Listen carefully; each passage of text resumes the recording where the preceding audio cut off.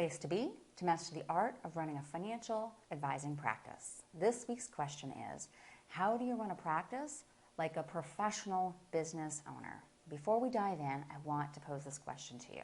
Does McDonald's sell thousands of franchises each year because their burgers are so delicious? I really hope you agree with me and say, no. They sell so many franchises because they have a business model that leads to a successful and profitable business. That's why entrepreneurs are willing to spend about $1 million to purchase a McDonald's franchise.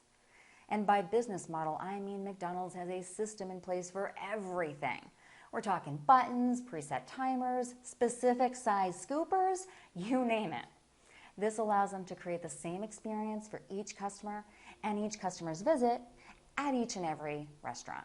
I trust you agree with me that your business is one of your assets.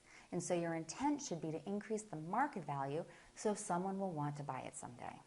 Therefore, if you want to make your business worth the highest possible value, when you're ready to sell it, of course, create the systems that make your business run independently of you. I'm not saying your knowledge and experience aren't valuable. They absolutely are.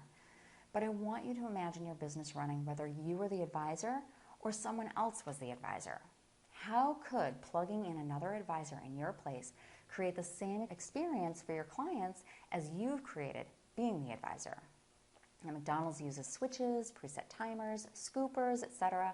You'll use templates, checklists, and trackers. Some advisors think that these are suggested to act as accountability tools. And yes, they can be used for that purpose too.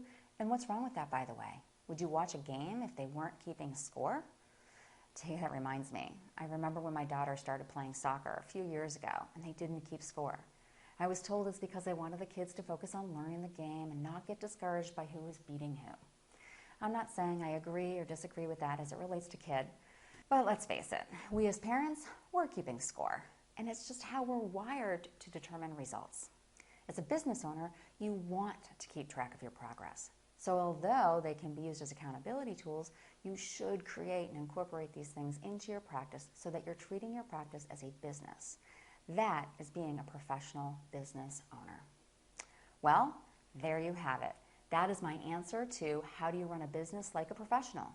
Now I have a question for you.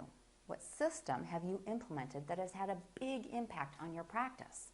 Please share by leaving a comment below for others to read. And if you found this helpful, I would be so appreciative if you shared it with an industry colleague. For more simple practice management solutions, be sure you're signed up to receive my vlogs. And while you're there, explore the site and check out eSchool, an online coaching program for entrepreneurial advisors. Thank you so much, and I'll catch you next time.